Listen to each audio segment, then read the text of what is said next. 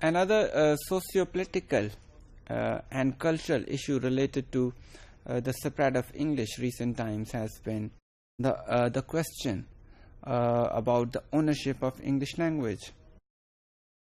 There has been a lot of debate, and it has been a strong point of contestation between scholars belonging to various nations, and they have been arguing about the ownership of English. Does it belong to the native speakers who live in English-speaking countries, or to those people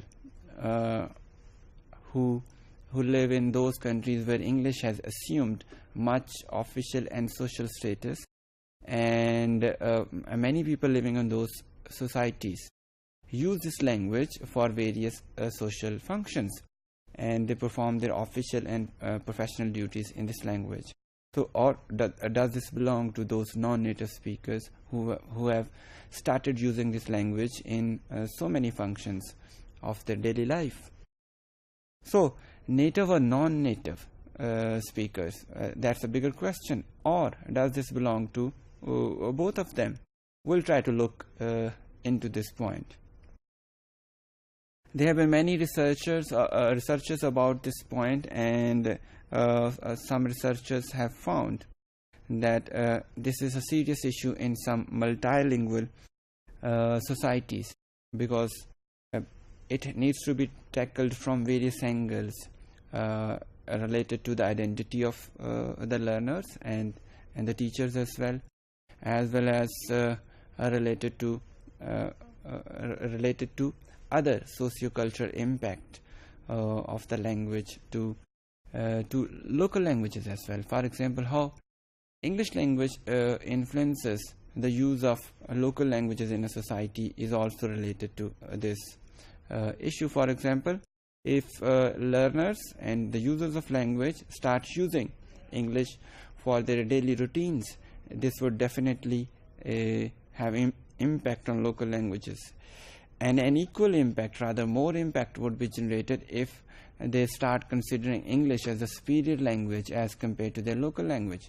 So, this would influence their socio-cultural identity as well as the local languages. So, we need to look into the details of this issue of the ownership of English, so that we could also determine these influences or effects which are generated by this debate, or in words of some scholars, this mindset who consider that ownership belongs to the native speakers only. For example, if we start believing that ownership belongs only to the native speakers, we might be tempted to believe that their version of English language is the authentic or standard one. So we'll be focusing more on accuracy in written as well as in spoken discourses, and we'll try to imitate those native speakers more.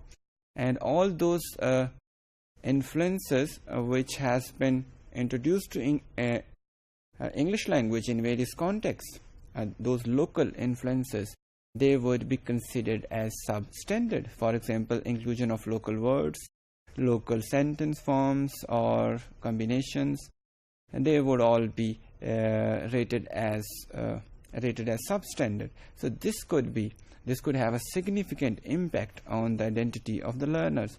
Therefore, we need to look quite carefully, because this is not a linguistic issue only. This is also a political and social issue. So we need to look into this cautiously, as I said earlier, because this might affect students' learning in a serious manner. In relation to various studies, we have some studies to be cited here.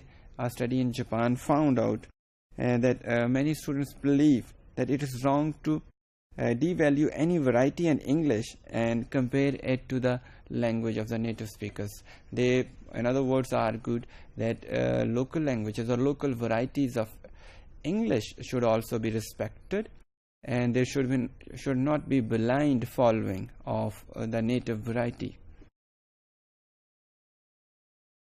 We also see a huge expansion of English language learners and speakers in various parts of the world, especially in those societies who have a colonial past. And the English has gone deep into these societies. It has assumed certain socio-political functions as well as official functions. It is the language of office. Various bureaucratic functions are performed through this language. In such situations, many people associate themselves with this language. And as I mentioned earlier, this language has also got some local flavors. That means inclusion of various local linguistic items. So in such societies, we have a community developed on these lines who regularly speak and use English in their social and official circles. Therefore, can we consider this community as the owners of English language or not? Many scholars these days would believe that these people should also be given a share in the ownership of English language. English, no doubt, belongs to those areas and the people where it originated and spread in early parts of the history. For example, Great Britain or America and Australia. But those people who are learning it zealously in various parts of the world and are using it for various socio-cultural and political functions, they should also be given a share in the ownership of English language. So English is the language of the native speakers as well as those speakers who are learning it as a second language or as a foreign language.